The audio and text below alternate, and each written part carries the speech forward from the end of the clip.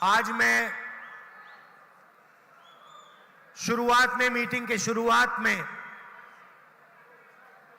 कर्नाटका की जनता से सीधी बात करना चाहता हूं। ಇವತ್ತು ಪ್ರಾರಂಭದಲ್ಲೇ ನಾನು ಕರ್ನಾಟಕ ಮಹಾಜನತೆಯ ಮುಂದೆ ನೇರವಾಗಿ ಮಾತಾಡಲಿಕ್ಕೆ ಇಚ್ಛೆ ಬೀಳ್ತೇನೆ। सवाल यह है कि जब यहां कुछ ही दिनों में कांग्रेस पार्टी की सरकार आएगी तो कांग्रेस पार्टी की सरकार कर्नाटका के युवाओं के लिए, महिलाओं के लिए, गरीबों के लिए क्या करेगी? ಕೆಲವು ದಿನಗಳಲ್ಲಿ ಕರ್ನಾಟಕ ರಾಜ್ಯದಲ್ಲಿ ಕಾಂಗ್ರೆಸ್ ಪಕ್ಷದ ಸರ್ಕಾರ ಬರಲಿದೆ। ಕಾಂಗ್ರೆಸ್ ಪಕ್ಷದ ಸರ್ಕಾರ ಬಂದ ನಂತರ ಕರ್ನಾಟಕ ರಾಜ್ಯದ ಯುವಕರಿಗೆ, ಮಹಿಳೆಯರಿಗೆ ಮತ್ತು ರೈತರಿಗೆ ಯಾವ ಕಾರ್ಯಕ್ರಮಗಳು ಹಾಕೊಳ್ತಾರೆ ಅನ್ನೋದನ್ನ ತಮ್ಮ ಮುಂದೆ ಹೇಳಲಿಕ್ಕೆ ಇಚ್ಛೆ ಬೀಳ್ತೇನೆ। हिमाचल में चुनाव हुआ, पहले छत्तीसगढ़, मध्य प्रदेश, राजस्थान में चुनाव हुआ और मुझसे जो हिमाचल प्रदेश के नेता, छत्तीसगढ़ के नेता, इन्होंने मुझसे पूछा कि हमें क्या करना चाहिए। ಹಿಮಾಚಲ್ ಪ್ರದೇಶದಲ್ಲಿ, ರಾಜಸ್ಥಾನದಲ್ಲಿ, ಮಧ್ಯಪ್ರದೇಶದಲ್ಲಿ, ಛತ್ತೀಸ್ಗಢಲ್ಲಿ, ಹಿಮಾಚಲ್ ಪ್ರದೇಶದಲ್ಲಿ ಬಂದ ಚುನಾವಣೆ ನಂತರ ಎಲ್ಲ ಮುಖ್ಯಮಂತ್ರಿಗಳು ಸಹ ನಾವು ಕಾಂಗ್ರೆಸ್ ಪಕ್ಷದ ವತಿಯಿಂದ ಜನಸಾಮಾನ್ಯರಿಗೆ ಏನು ಮಾಡಬಹುದು ಅನ್ನೋದನ್ನ ನನ್ನಲ್ಲಿ ಪ್ರಶ್ನೆ ಕೇಳಿದ್ರು। और मैंने उनसे कहा कि देखिए, आप 2-3 वायदे जनता से कीजिए और जिस दिन आपकी सरकार बने, पहली कैबिनेट मीटिंग में उन वायदों को आप पूरा करके दिखाइए। ನಾನು ಅವರಿಗೆ ಬಹಳ ಸ್ಪಷ್ಟವಾಗಿ ಹೇಳಿದೆ, ತಾವು ಸರ್ಕಾರ ಬಂದಿದೆ, ತಾವು 2-3 ಭರವಸೆಗಳನ್ನ ಬಹಳ ಸ್ಪಷ್ಟವಾಗಿ ತಮ್ಮ ಜನತೆಗೆ ಕೊಡಬೇಕು, ಅದನ್ನ ಸರ್ಕಾರ ಬಂದ ನಂತರವೇ ಅದನ್ನ ತಕ್ಷಣವೇ ಜಾರಿಗೆ ಮಾಡಬೇಕು ಅಂತ ಹೇಳಿ ನಾನು ಅವರಲ್ಲಿ ಹೇಳಿದೆ। वायदों में 6 महीने, 1 साल, 2 साल नहीं लगने चाहिए। जो बड़े वायदे हैं उनको पहले ही दिन सरकार को पूरा कर देना चाहिए। ಭರವಸೆ ಕೊಟ್ಟ ನಂತರ ಆ ಭರವಸೆಯನ್ನು ಈಡೇರಿಸಲು 3 ತಿಂಗಳು 6 ತಿಂಗಳು ಆಗಬಾರ್ದು। ಸರ್ಕಾರ ಬಂದ ತಕ್ಷಣವೇ ಏನು 3 ಮುಖ್ಯವಾದ ಪ್ರಮುಖವಾದ ಭರವಸೆಯನ್ನು ಕೊಟ್ಟಿದ್ದೀರಿ ಅದನ್ನ ಅನುಷ್ಠಾನಕ್ಕೆ ತರಬೇಕು ಅಂತ ಹೇಳಿ ನಾನು ಅವರಲ್ಲಿ ವಿನಂತಿ ಮಾಡಿದೆ। और यही मैं कर्नाटक के कांग्रेस पार्टी के नेताओं से कहना चाहता हूं। ಅದೇ ವಿಚಾರವನ್ನು ಸಹ ನಾವು ಕರ್ನಾಟಕ ರಾಜ್ಯದ ಪ್ರತಿಯೊಬ್ಬ ನಾಯಕರಿಗೂ ಸಹ ಅದೇ ವಿಚಾರವನ್ನು ಸಹ ನಾನು ಹೇಳ್ತಾ ಇದ್ದೇನೆ। हमने कर्नाटक की जनता से 4 वायदे किए हैं। ನಾವು ಕರ್ನಾಟಕದ ಜನತೆಗೆ 4 ಭರವಸೆಗಳನ್ನು ಕೊಟ್ಟಿದ್ದೇವೆ। गृह ज्योति 200 यूनिट मुफ्त में बिजली हर परिवार को। ಗೃಹ ಜ್ಯೋತಿ ಅದರಲ್ಲಿ 200 ಯೂನಿಟ್ ಉಚಿತವಾದ ವಿದ್ಯುತ್ ಶಕ್ತಿಯನ್ನು ಕೊಡ್ತಕ್ಕಂಥದ್ದು ಪ್ರತಿಯೊಂದು ಕುಟುಂಬಕ್ಕೆ। गृह लक्ष्मी 2000 रुपए हर महीने महिलाओं को। ಗೃಹಲಕ್ಷ್ಮಿ ಯೋಜನೆ ಪ್ರತಿಯೊಬ್ಬ ಕುಟುಂಬದ ಮಹಿಳೆ ಯಜಮಾನಿಗೆ 2000 ರೂಪಾಯಿ ಕೊಡ್ತಕ್ಕಂಥ ಕಾರ್ಯಕ್ರಮ। अन्नभाग्य 10 केजी चावल हर परिवार के मेंबर को। ಅನ್ನಭಾಗ್ಯ ಕಾರ್ಯಕ್ರಮ ಪ್ರತಿ ಕುಟುಂಬದ ಪ್ರತಿ ಸದಸ್ಯರಿಗೂ ಸಹ हर महीने ಕೊಡ್ತಕ್ಕಂಥದ್ದು। हर महीने ಪ್ರತಿ ತಿಂಗಳು 10 ಕೆಜಿ ಪ್ರತಿ ಕುಟುಂಬದ ಸದಸ್ಯರಿಗೆ ಕೊಡ್ತಕ್ಕಂಥದ್ದು। और सबसे जरूरी युवा निधि 3000 रुपए हर महीने कर्नाटक के हर ग्रेजुएट को 2 साल के लिए। ಮತ್ತು ಯುವಕರಿಗೆ ಪ್ರತಿ ತಿಂಗಳು ಯಾರು ಪದವೀಧರರಿದ್ದಾರೆ ಅವರಿಗೆ 3000 ರೂಪಾಯಿ ಎಲ್ಲ ಭತ್ಯವನ್ನು ನಾವು ಕೊಡ್ತಕ್ಕಂಥ ಕಾರ್ಯಕ್ರಮ. और 1500 रुपए हर महीने डिप्लोमा होल्डर्स को. 1500 ರೂಪಾಯಿಯನ್ನ ಏನು ಡಿಪ್ಲೊಮಾ ಪದವೀಧರರಿದ್ದಾರೆ ಅವರಿಗೆ ಪ್ರತಿ ತಿಂಗಳು 1500 ರೂಪಾಯಿ ಕೊಡ್ತಕ್ಕಂಥದ್ದು. और इन वायदों को पूरा करने में 6 महीने, 1 साल, 2 साल नहीं लगने चाहिए. ये वायदा पहले दिन पहली कैबिनेट मीटिंग में पूरे हो जाने चाहिए. ಏನು ಈ ಒಂದು ಭರವಸೆಯನ್ನ ನಾವು ಕೊಟ್ಟಿದ್ದೀವಿ, ಭರವಸೆಯನ್ನ ಕೊಡ್ತಾ ಇದ್ದೀವಿ, ಅದು 6 ತಿಂಗಳು 1 ವರ್ಷ ಆಗಬಾರದು. ಸರ್ಕಾರ ಬಂದ ತಕ್ಷಣವೇ ಈ 4 ಕಾರ್ಯಕ್ರಮಗಳ ಅನುಷ್ಠಾನಕ್ಕೆ ಬರಬೇಕು ಅಂತ ಹೇಳಿ ನಾನು ಹೇಳ್ತಾ ಇದ್ದೇನೆ. और कांग्रेस पार्टी को कर्नाटका की जनता का और देश की जनता को सीधा मैसेज देना चाहिए. ಕಾಂಗ್ರೆಸ್ ಪಕ್ಷದವರು ಕರ್ನಾಟಕದ ಜನತೆ ಈ ದೇಶಕ್ಕೆ ಒಳ್ಳೆ ಸಂದೇಶವನ್ನ ಕೊಡಬೇಕಾಗಿರ್ತಕ್ಕಂಥದ್ದು ಬಂದಿದೆ. ಈಗ प्रधानमंत्री को मैसेज देना चाहिए. ಪ್ರಧಾನಮಂತ್ರಿ ಅವರ ಹಣ ಜನಸಾಮಾನ್ಯರಿಗೆ ಸಲ್ಲಬೇಕು. कि अगर आप हजारों करोड़ रुपए अदानी जी जैसी कंपनियों को दे सकते हो तो हम गरीबों को, महिलाओं को, युवाओं को पैसा दे सकते हैं. ತಾವು ಅದಾನಿ ಅವರಿಗೆ ಸಾವಿರಾರು ಕೋಟಿ ರೂಪಾಯಿಗಳನ್ನ ಉಚಿತವಾಗಿ ಕೊಡುವಾಗ ನಾವು ರಾಷ್ಟ್ರದ ಜನತೆಗೆ ಉಚಿತವಾಗಿ ಬಡವರಿಗೆ, ಯುವಕರಿಗೆ, ಮಹಿಳೆಯರಿಗೆ ಈ ಕಾರ್ಯಕ್ರಮವನ್ನು ಕೊಡ್ತಕ್ಕಂಥದ್ದು. आपने दिल भर के अदानी जी जैसे लोगों की मदद की. हम दिल भर के कर्नाटक के गरीबों की मदद करेंगे, मजदूरों की मदद करेंगे, महिलाओं की, युवाओं की मदद करेंगे. ಯಾವ ರೀತಿ ಮನಪೂರ್ವಕವಾಗಿ ತಾವು ಅದಾನಿ ಅವರಿಗೆ ಸಹಾಯ ಮಾಡಿದ್ರಿ, ನಾವು ಕಾಂಗ್ರೆಸ್ ಪಕ್ಷದವರು ಮನಪೂರ್ವಕವಾಗಿ ಬಡವರಿಗೆ, ಮಹಿಳೆಯರಿಗೆ, ಯುವಕರಿಗೆ ಸಹಾಯ ಮಾಡ್ತಕ್ಕಂಥ ಕೆಲಸವನ್ನ ಮಾಡ್ತೀವಿ ಅಂತ ಹೇಳ್ತಾ ಇದ್ದೀನಿ. आप अपना काम करो, हम अपना काम करेंगे. ಪ್ರಧಾನಮಂತ್ರಿ ಅವರೇ, ತಾವು ತಮ್ಮ ಕೆಲಸ ಮಾಡಿ, ನಾವು ನಮ್ಮ ಕೆಲಸವನ್ನು ಮಾಡ್ತೇವೆ. कर्नाटक में बीजेपी ने क्या काम किया? ಕರ್ನಾಟಕದಲ್ಲಿ ಭಾರತೀಯ ಜನತಾ ಪಾರ್ಟಿ ಏನ್ ಕೆಲಸ ಮಾಡಿದೆ ಅನ್ನೋದು ಯೋಚನೆ ಮಾಡಿ. क्या काम किया? मैं आपसे पूछ रहा हूं. ತಮ್ಮನ್ ಕೇಳ್ತಾ ಇದೀವಿ, ಬಿಜೆಪಿ ಏನ್ ಕೆಲಸ ಮಾಡಿದೆ? ಜೋರಾಗಿ ಹೇಳ್ಬೇಕು. 40% कमीशन खाया. ಕರ್ನಾಟಕದಲ್ಲಿ ಆಗಿರ್ತಕ್ಕಂಥದ್ದು 40% ಕಮಿಷನ್ ಅಲ್ಲಿ ಬಿಟ್ಟರೆ ಬೇರೆ ಏನು ಮಾಡಿ काम करवाने के लिए बीजेपी की सरकार ने कर्नाटक की जनता, कर्नाटक के युवाओं, कर्नाटक के महिलाओं से पैसा चोरी किया. ಭಾರತೀಯ ಜನತಾ ಪಾರ್ಟಿಯ ಸರ್ಕಾರ ಕರ್ನಾಟಕದಲ್ಲಿ ಬಡವರ, ಯುವಕರ, ಮಹಿಳೆಯರ ಹಣವನ್ನ ಕಳ್ಳತನ ಮಾಡಿದ್ದಾರೆ ಅನ್ನೋದಕ್ಕೆ ಹೇಳಕ್ಕೆ ಇಚ್ಛೆ ಬೀಳ್ತೇನೆ. जो भी इन्होंने किया 40% कमीशन इन्होंने लिया. ಏನೇ ಕೆಲಸ ಮಾಡಿದ್ರೇನು ಸಹ ಅದರಲ್ಲಿ 40% ಲಂಚ ಹೊಡೆದಿರ್ತಾರೆ ಅನ್ನೋದನ್ನ ಸಾಬೀತಾಗಿದೆ. ये सिर्फ मैं नहीं कह रहा हूं. ಇದು ನಾನು ಹೇಳ್ತಾ ಇಲ್ಲ. कॉन्ट्रैक्टर एसोसिएशन ने हिंदुस्तान के प्रधानमंत्री को चिट्ठी लिखी और कहा कि कर्नाटका में 40% कमीशन लिया जा रहा है. ಇದು ನಾನು ಹೇಳ್ತಕ್ಕಂಥದ್ದಲ್ಲ. ಕರ್ನಾಟಕ ರಾಜ್ಯದ PWD ಕಾಂಟ್ರಾಕ್ಟ್ ಅಸೋಸಿಯೇಷನ್ ನ ಅಧ್ಯಕ್ಷರು ಪ್ರಧಾನಮಂತ್ರಿಗೆ ಪತ್ರದ ಮೂಲಕ ತಿಳಿಸಿದ್ದಾರೆ, ಭಾರತೀಯ ಜನತಾ ಪಾರ್ಟಿಯ ಸರ್ಕಾರ 40% ಕಮಿಷನ್ ಹೊಡಿತಾ ಇದೆ ಅಂತ ಹೇಳಿ. प्रधानमंत्री ने आज तक चिट्ठी का जवाब नहीं दिया. ಪ್ರಧಾನಮಂತ್ರಿ ಅವರು ಇಲ್ಲಿಯವರೆಗೂ ಸಹ ಆ ಪತ್ರಕ್ಕೆ ಯಾವುದೇ ರೀತಿಯ ಉತ್ತರವನ್ನು ಕೊಟ್ಟಿಲ್ಲ. चिट्ठी का जवाब ना देने का मतलब कि प्रधानमंत्री ने यह बात मान ली कि 40% कमीशन कर्नाटका में लिया जाता है. ಪತ್ರಕ್ಕೆ ಉತ್ತರ ಕೊಡದೇ ಇರತಕ್ಕಂಥ ವಿಚಾರದಲ್ಲಿ ಅದರ ಅರ್ಥ ತಾವು ಸಹ 40% ಭ್ರಷ್ಟಾಚಾರದಲ್ಲಿ ಭಾಗಿಯಾಗಿದ್ದಾರೆ ಅನ್ನೋದನ್ನ ತಾವು ಹೇಳ್ತಾ ಇದ್ದೀರಿ. स्कैम्स की लिस्ट है. स्कूल एसोसिएशन ने चिट्ठी लिखी, पुलिस सब इंस्पेक्टर स्कैम हुआ, 80 लाख रिश्वत ली गई. ಹಗರಣದ ಸರಮಾಲೆ ಇದೆ.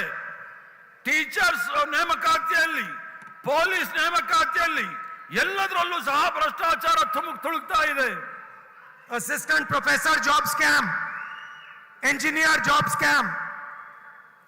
ಅಸಿಸ್ಟೆಂಟ್ ಪ್ರೊಫೆಸರ್ ಅವರ ನೇಮಕಾತಿ ಹಗರಣ ಮತ್ತು ಅಸಿಸ್ಟೆಂಟ್ ಇಂಜಿನಿಯರ್ ನೇಮಕಾತಿ ಹಗರಣ ये सब आपने सहा है। ಇವೆಲ್ಲವೂ ಸಹ ತಮ್ಮ ಕಣ್ಣು ಮುಂದೆ ಇದೆ. और जब मैंने ये बात पार्लियामेंट में रखी, जब मैंने अदानी जी के बारे में प्रधानमंत्री से सवाल पूछे, ನಾನು ಈ ವಿಚಾರವನ್ನ ಪಾರ್ಲಿಮೆಂಟ್ ಅಲ್ಲಿ ಮಂಡಿಸಿದಾಗ ಅದಾನಿ ವಿಚಾರದಲ್ಲಿ ನಾವು ಈ ಪ್ರಶ್ನೆಯನ್ನು ಕೇಳಿದಾಗ ಪಾರ್ಲಿಮೆಂಟ್ ಅಲ್ಲಿ पहले मेरा माइक ऑफ कर दिया गया। ನನ್ನ ಪ್ರಶ್ನೆ ಕೇಳುವ ಮೊದಲೇ ನನ್ನ ಮೈಕ್ ಆಫ್ ಮಾಡಿದ್ರು. मैंने क्या पूछा? ನಾನು ಏನ್ ಕೇಳಿದೆ ಅಂತ ತಿಳ್ಕೊಳ್ಳಿ. प्रधानमंत्री जी, आपका अदानी जी से क्या रिश्ता है? ನಾನು ಕೇಳಿದಿಷ್ಟೇ, ಪ್ರಧಾನಮಂತ್ರಿಗಳೇ ನಿಮಗೆ ಮತ್ತು ಅದಾನಿಗೆ ಯಾವ ಸಂಬಂಧ ಇದೆ ಅಂತ ಕೇಳಿದೆ ಅಂತ ಹೇಳಿದೆ. मैंने पार्लियामेंट में एक फोटो दिखाई, पार्लियामेंट जिसमें नरेंद्र मोदी अदानी जी के हवाई जहाज में रिलैक्स करते हुए दिखते हैं। ನಾನು ಪಾರ್ಲಿಮೆಂಟ್ ಅಲ್ಲಿ ಒಂದು ಚಿತ್ರವನ್ನು ತೋರಿಸಿದೆ. ऐसे बैठे हैं जैसे वो अपने घर में बैठे हैं। ಅದರಲ್ಲಿ ಅದಾನಿ ಅವರು ಮೋದಿ ಅವರು ಒಂದು ಪ್ಲೇನ್ ಅಲ್ಲಿ ಕೂತ್ಕೊಂಡಿದ್ರು. मैंने पूछा क्या रिश्ता है? ನಾನು ಏನು ಸಂಬಂಧ ಇದೆ ಅಂತ ಕೇಳಿದೆ. फिर मैंने सवाल पूछा कि हिंदुस्तान के एयरपोर्ट्स अदानी जी को दिए जा रहे हैं और एयरपोर्ट देने से पहले सरकार नियम बदलती है, नियम क्यों बदला, किसने बदला?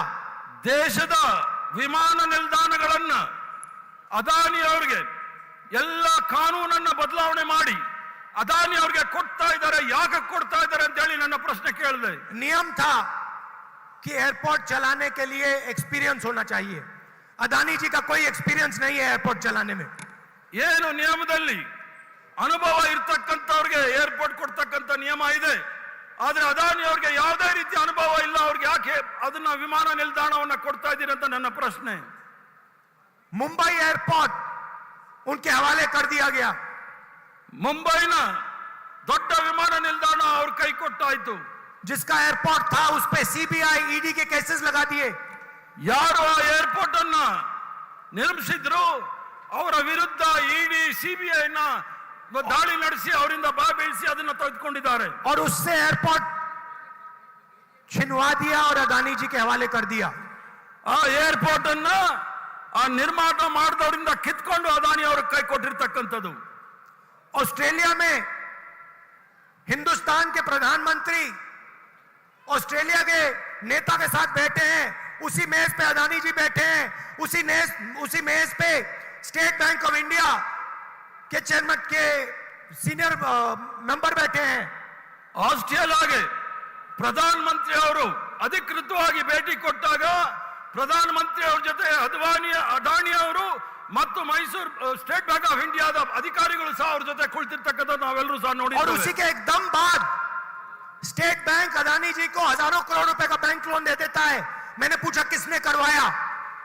ಆ ಒಂದು ಸಭೆ ನಡೆದ ನಂತರ ತತ್ಕ್ಷಣವೇ ಸ್ಟೇಟ್ ಬ್ಯಾಂಕ್ ಆಫ್ ಇಂಡಿಯಾದವರು ಸಾವಿರಾರು ಕೋಟಿ ರೂಪಾಯಿಗಳ ಸಾಲವನ್ನು ಅದಾನಿ ಅವರು ಕೊಡ್ತಾರೆ. ಯಾವ ಕಾನೂನು ಅವ್ರಿಗೆ ಕೊಟ್ರಿ ಅಂತ ನನ್ನ ಪ್ರಶ್ನೆ. श्रीलंका में पोर्ट अथॉरिटी का एक चेयरमैन कहता है कि श्रीलंका के राष्ट्रपति ने उसे बताया कि नरेंद्र मोदी ने कहा है कि अदानी जी की मदद करनी है। ಶ್ರೀಲಂಕಾದ ಬಂದರಿನ ಒಬ್ಬ ಚೇರ್ಮನ್ ಹೇಳ್ತಾರೆ ಪ್ರಧಾನಮಂತ್ರಿ ಅವರು ಈ ಒಂದು ಬಂದರನ್ನ ನಾವು ಅದಾನಿ ಅವರಿಗೆ ಕೊಡಬೇಕು ಅಂತ ಹೇಳಿ ನಮ್ಮ ಮೇಲೆ ಒತ್ತಡ ಹಾಕಿದ್ದಾರೆ ಅಂತ ಹೇಳಿ. प्रधानमंत्री बांग्लादेश जाते हैं, उसके एकदम बाद अदानी जी को कॉन्ट्रैक्ट मिल जाता है।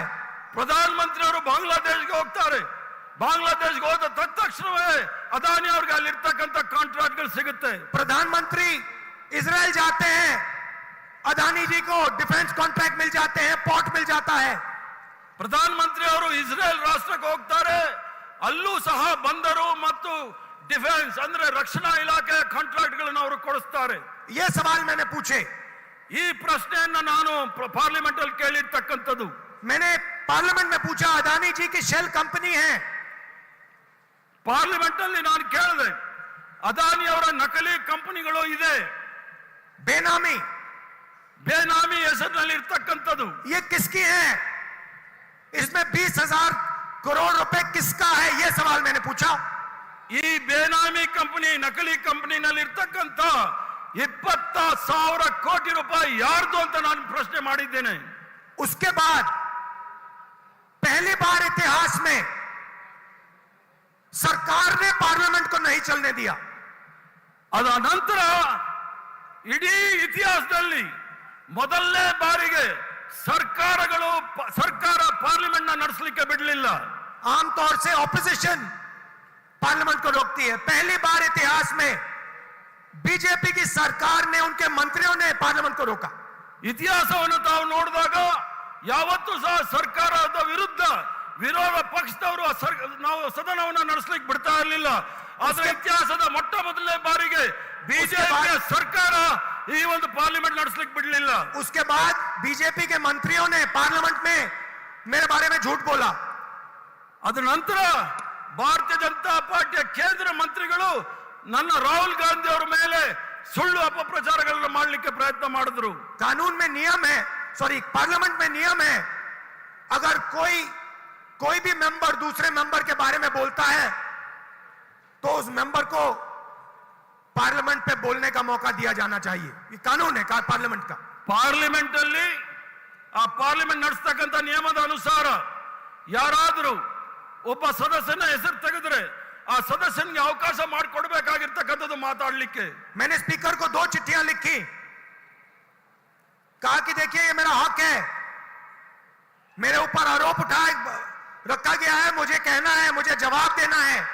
ನಾನು ಲೋಕಸಭಾ ಸ್ಪೀಕರ್ಗೆ 2 ಪತ್ರವನ್ನು ಬರೆದೆ, ನನಗೆ ನನ್ನ ಹಕ್ಕಿದೆ, ನಾನು ಉತ್ತರ ಕೊಡ್ಲಿಕ್ಕೆ ಅವಕಾಶ ಕೊಡಿ ಅಂತ ಹೇಳಿ। बोलने का मौका नहीं दिया गया, ನನಗೆ ಮಾತಾಡಲಿಕ್ಕೆ ಅವಕಾಶ ಕೊಡಲಿಲ್ಲ। उसके बाद मैं स्पीकर के ऑफिस में गया, मैंने कहा स्पीकर सर मुझे मौका तो दीजिए, जवाब देने का मौका तो दीजिए। ಅದರ ನಂತರ ನಾನು ಸ್ಪೀಕರ್ ಅವರ ಕಚೇರಿಗೆ ಹೋಗಿ ನಾನು ಅವರಲ್ಲಿ ವಿನಂತಿ ಮಾಡಿದೆ, ನನಗೆ ಮಾತಾಡಲು ಅವಕಾಶ ಮಾಡಿಕೊಡಿ, ಅದಕ್ಕೆ ಜವಾಬ್ ಕೊಡಿ ಅಂತ ಹೇಳಿ। मुस्कुरा के कहते हैं मैं कुछ नहीं कर सकता। ಮುಗುಳು ನಕ್ಕೊಂಡು ಸ್ಪೀಕರ್ ಸಾಹೇಬರು ನಾನೇನು ಮಾಡಕ್ಕಾಗೋದಿಲ್ಲ ಅಂತ ಉತ್ತರ आइए ಕೊಟ್ಟರು। मेरे साथ चाय पिएजिए, मैं आपको समझा दूंगा। ನಾವು ನನ್ನ ಜೊತೆ ಟೀ ಕುಡೀರಿ, ಆವಾಗ ನಿಮಗೆ ನಾನು ಅದನ್ನ ಆ ವಿಚಾರದಲ್ಲಿ ನಾನು ಬಗೆಹರಿಸ್ತೀನಿ ಅಂತ ಹೇಳಿ। मैंने उनसे कहा स्पीकर सर आप तो स्पीकर हैं, आप पार्लियामेंट के स्पीकर हैं, जो भी आप करना चाहते हो पार्लियामेंट में आप कर सकते हो, आप अपना काम क्यों नहीं कर रहे हो? ತಾವು ಲೋಕಸಭೆಯ ಸ್ಪೀಕರ್, ತಾವು ಏನು ಬೇಕಾದ್ರೂ ಪಾರ್ಲಿಮೆಂಟ್ ಅಲ್ಲಿ ನಡೆಸಬಹುದು, ತಮ್ಮ ಅಧಿಕಾರವನ್ನು ಚಲಾಯಿಸಬೇಕು, ಆದ್ರೆ ತಾವು ಮಾಡ್ತಾ ಇಲ್ಲ। मुस्कुरा के मेरी ओर देखते हैं, ಪುನಃ ಮುಗುಳು ನಕ್ಕೊಂಡು ನನ್ನ ಕಡೆ ನೋಡ್ತಾ ಇದ್ದಾರೆ। उसके बाद वहां नहीं रुके, वो नहीं चाहते हैं कि मैं पार्लियामेंट में अदानी जी की बात रखूं, वो डरते हैं।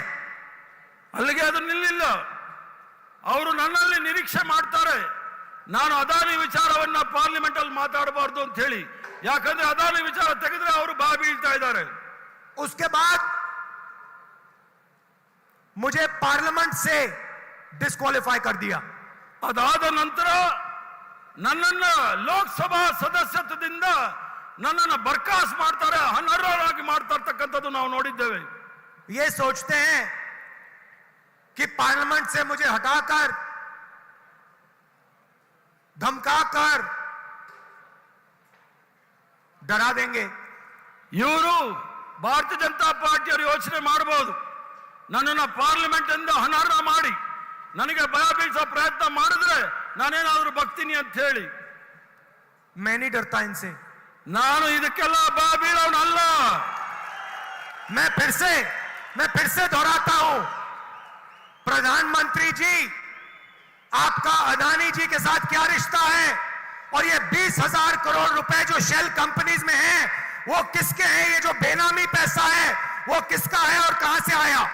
ನಾನು ಪುನಃ ಉಚ್ಚಾರಣೆ ಮಾಡ್ತೇನೆ, ಪುನರುಚ್ಚಾರ ಮಾಡ್ತೀನಿ, ಪ್ರಧಾನಮಂತ್ರಿ ಅವರೇ, ನರೇಂದ್ರ ಮೋದಿ ಅವರೇ, ಈ ಅದಾನಿ ಅವರ ನಕಲಿ ಕಂಪನಿಗಳಲ್ಲಿ ಇರ್ತಕ್ಕಂಥ 20,000 ಕೋಟಿ ಎಲ್ಲಿಂದ ಬಂತು ಅಂತ ನಾನು ಈಗಲೂ ಪ್ರಶ್ನೆ ಮಾಡ್ತೀನಿ, ಮುಂದೆನೂ ಪ್ರಶ್ನೆ ಮಾಡ್ತೇನೆ। और जब तक इसका जवाब नहीं मिलेगा तब तक मैं नहीं रुकने वाला हूं।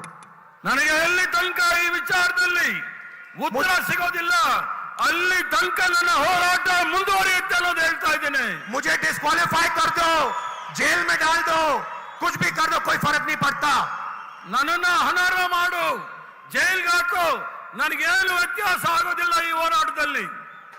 अदानी जी एक चिन्ह है। ಅದಾನಿ ಅವರು ಒಂದು ಮಾದರಿಯಾಗಿದ್ದಾರೆ ಮೋದಿ ಅವರಿಗೆ। करप्शन के एक चिन्ह है, ಭ್ರಷ್ಟಾಚಾರದ ಒಂದು ಮಾದರಿ।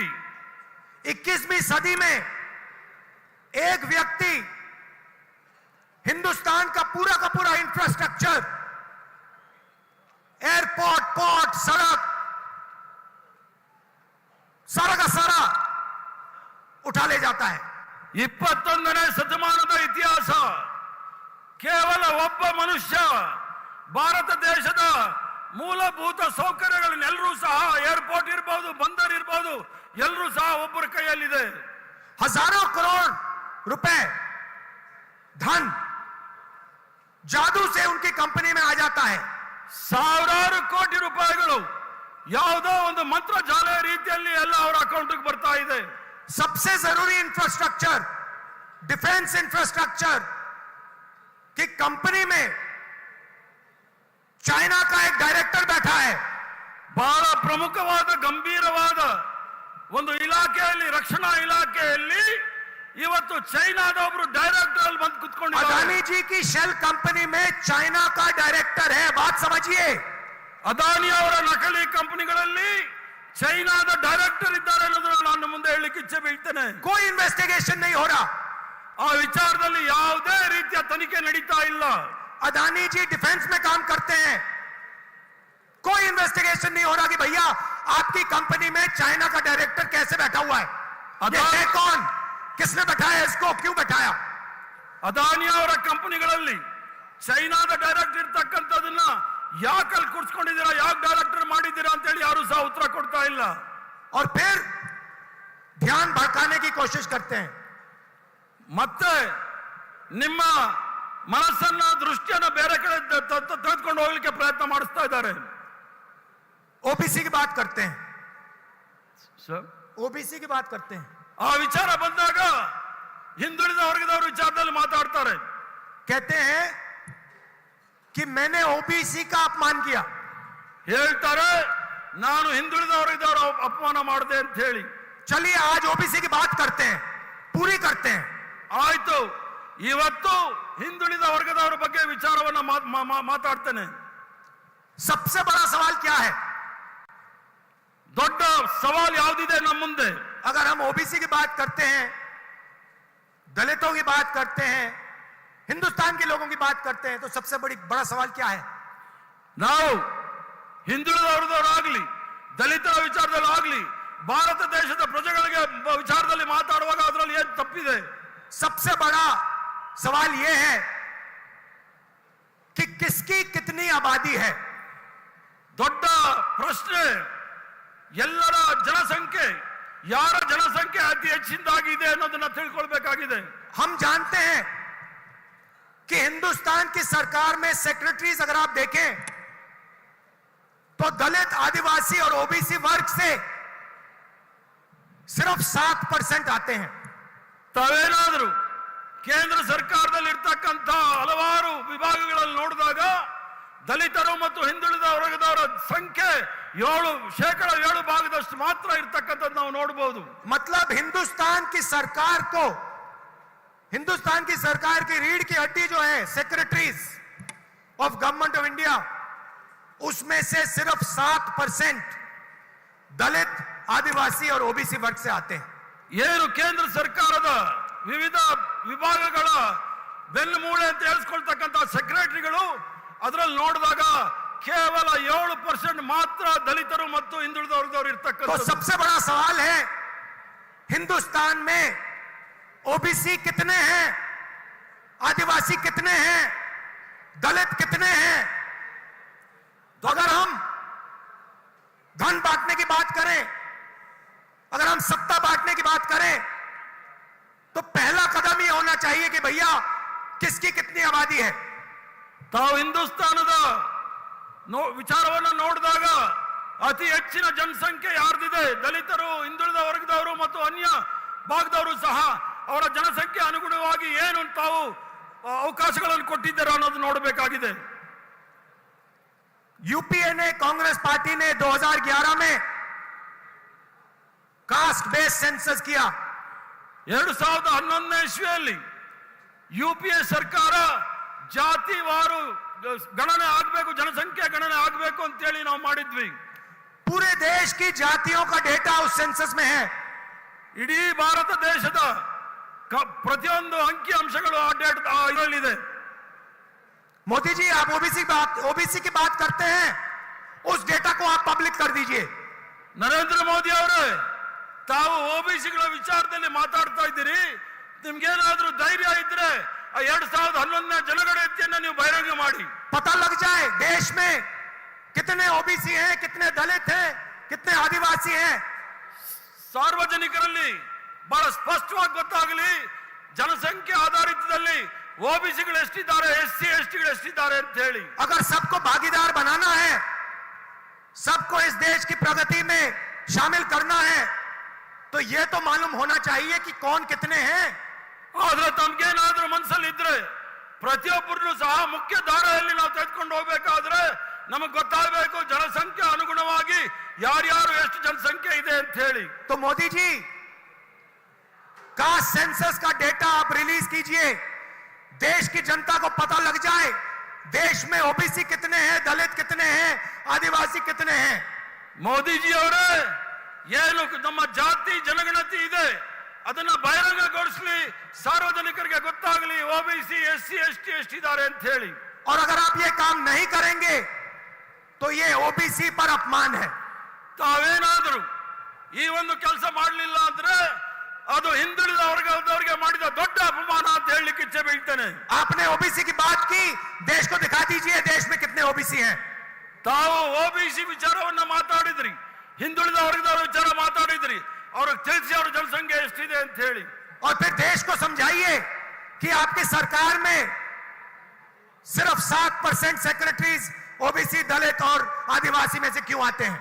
ಮತ್ತೆ ದೇಶದ ಜನತೆಗೆ ತಿಳಿಸಿ, ಕೇಂದ್ರ ಸರ್ಕಾರದ ವಿಭಾಗೀಯ ಮಟ್ಟದಲ್ಲಿ ಕೇವಲ 7% ಭಾಗದಷ್ಟು ಮಾತ್ರ ಅಧಿಕಾರಿಗಳು ಯಾಕಿದ್ದಾರೆ ಅಂತ ಹೇಳಿ. दूसरी बात, जो एससी और एसटी का कोटा है उसको उनकी आबादी से प्रोपोर्शन कर दीजिए।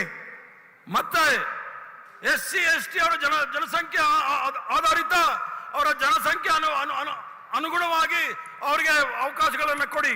और तीसरी बात, जो रिजर्वेशंस पे आपने 50% का कैप लगा रखा है उसको हटा दीजिए। ಮತ್ತೊಂದು ವಿಚಾರ, ಏನು ಮೀಸಲಾತಿ ವಿಚಾರದಲ್ಲಿ 50% ತಾವು ಅದನ್ನ ಇಟ್ಟಿದ್ದೀರಿ, ಅದನ್ನ ತೆಗೆದುಹಾಕಿ. फिर बात करते हैं ओबीसी का अपमान कौन करता है। ಆ ನಂತರ ನಾವು ಮಾತಾಡಬಹುದು ಓಬಿಸಿ ವಿಚಾರದಲ್ಲಿ ಯಾರು ಅಪಮಾನ ಮಾಡ್ತಾ ಇದ್ದಾರೆ ಅಂತ ಹೇಳಿ. भाइयों और बहनों, कर्नाटक में कांग्रेस पार्टी की सरकार आने वाली है। ಅಕ್ಕ ತಂಗಿಯರೇ, ಕರ್ನಾಟಕ ರಾಜ್ಯದಲ್ಲಿ ಕಾಂಗ್ರೆಸ್ ಪಕ್ಷದ ಸರ್ಕಾರ ಬರಲಿದೆ. प्रधानमंत्री जी सिर्फ अदानी जी जैसे लोगों की मदद करते हैं। ಪ್ರಧಾನಮಂತ್ರಿ ಅವರು ಕೇವಲ ಅದಾನಿ ಅಂತ ಅವರಿಗೆ ಸಹಾಯ ಮಾಡಲಿಕ್ಕೆ ಮುಂದೆ ಬರ್ತಾ ಇದ್ದಾರೆ. कांग्रेस पार्टी कर्नाटका के किसानों, मजदूरों और छोटे व्यापारियों की मदद करेगी। ಕಾಂಗ್ರೆಸ್ ಪಕ್ಷ ಅಧಿಕಾರಕ್ಕೆ ಬಂದ್ರೆ ನಾವು ರೈತರು, ಕಾರ್ಮಿಕರು ಮತ್ತು ಸಣ್ಣ ಉದ್ಯಮಿದಾರರಿಗೆ ಸಹಾಯವನ್ನು ಮಾಡ್ತೇವೆ. मोदी जी ने बैंकों के दरवाजे अरबपतियों के लिए खोले हैं, हम बैंक के दरवाजे किसानों के लिए, मजदूरों के लिए, छोटे दुकानदारों के लिए, छोटे व्यापारियों के लिए खोलेंगे। ಮೋದಿ ಅವರು ಬ್ಯಾಂಕ್ಗಳ ಬಾಗಿಲನ್ನು ಕೇವಲ ಉದ್ಯಮಪತಿಗಳು, ಕರೋಡ್ಪತಿಗಳಿಗೆ ಕೊಟ್ಟಿದ್ದಾರೆ. ನಾವು ಅಧಿಕಾರಕ್ಕೆ ಬಂದ್ರೆ ಬಡವರಿಗೆ, ರೈತರಿಗೆ, ಕಾರ್ಮಿಕರಿಗೆ, ಕೂಲಿ ಕೆಲಸಗಾರರಿಗೆ ನಾವು ಬ್ಯಾಂಕ್ದ ಬಾಗಿಲನ್ನು ತೆಗೆದುತ್ತೇವೆ. और कर्नाटका की सरकार, कांग्रेस पार्टी कर्नाटका की सरकार गरीबों की सरकार, किसानों, मजदूरों और छोटे व्यापारियों की सरकार बनाएगी। ಕರ್ನಾಟಕದಲ್ಲಿ ಕಾಂಗ್ರೆಸ್ ಸರ್ಕಾರ ಆದಾಗ ಅದು ರೈತರ, ಕಾರ್ಮಿಕರ ಮತ್ತು ಸಣ್ಣ ಉದ್ಯಮಿದಾರರ ಸರ್ಕಾರ ಆಗುತ್ತೆ ಅಂತ ಹೇಳಿ ನಾನು ಹೇಳಲಿಕ್ಕೆ ಇಚ್ಛೆ ಬೀಳ್ತೇನೆ. मुझे बहुत खुशी हो रही है कि कांग्रेस पार्टी कर्नाटक में एक होकर लड़ रही है। ಬಹಳ ಸಂತೋಷ ವಿಚಾರ ಏನು ಅಂದ್ರೆ ಕರ್ನಾಟಕ ರಾಜ್ಯದಲ್ಲಿ ಕಾಂಗ್ರೆಸ್ ಪಕ್ಷ ಒಗ್ಗಟ್ಟಾಗಿ ಹೋರಾಟ ಮಾಡ್ತಾ ಇದೆ ಅಂತಕ್ಕಂಥ ವಿಚಾರ। भाई और बहनों, पूरी मेजॉरिटी से कांग्रेस पार्टी को यहां जिताना है। ಅಕ್ಕ ತಂಗಿಯರೇ ಮತ್ತು ಅಣ್ಣ ತಮ್ಮಂದಿರೇ, ಸಂಪೂರ್ಣ ಪೂರ್ಣ ಬಹುಮತದಿಂದ ಕಾಂಗ್ರೆಸ್ ಪಕ್ಷವನ್ನ ಆರಿಸ್ಕರಿಸಲಿ ಅಂತ ಹೇಳಿ ತಮ್ಮಲ್ಲಿ ವಿನಂತಿ ಮಾಡ್ತಾ एक ಇದ್ದೇನೆ। बात याद रखिए, बीजेपी की पूरी कोशिश होगी कि वो 40% कमीशन वाले पैसे से सरकार को तोड़ने की कोशिश करें।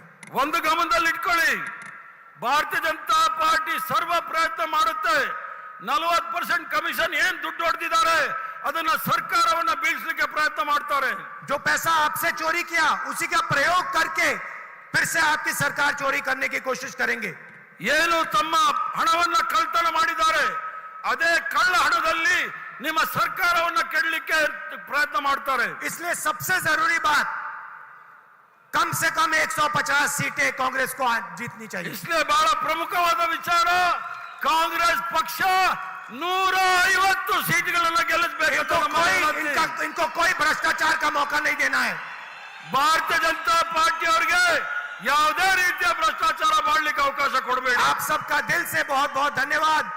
और जो हमारे कार्यकर्ता हैं, कांग्रेस पार्टी के बब्बर शेर हैं, आप निकलिए, जनता के बीच में जाइए और 150 सीटें यहां जितवाइए। धन्यवाद। ತಮ್ಮೆಲ್ಲರಿಗೂ ಸಹ ಧನ್ಯವಾದಗಳು। ಕಾಂಗ್ರೆಸ್ ಪಕ್ಷದ ಹುಲಿಗಳು ಏನಿದ್ದೀರಿ, ನೀವೆಲ್ಲರೂ ಸಹ ಸಾರ್ವಜನಿಕರ ಮಧ್ಯೆ ಹೋರಾಟ, ಬಿಜೆಪಿ ವಿರುದ್ಧ ಹೋರಾಟ ಮಾಡಿ ಅಂತ ಹೇಳಿ ನಾನು ಮಾತು ಮುಗಿಸ್ತೇನೆ। ನಮಸ್ಕಾರ, ಧನ್ಯವಾದಗಳು।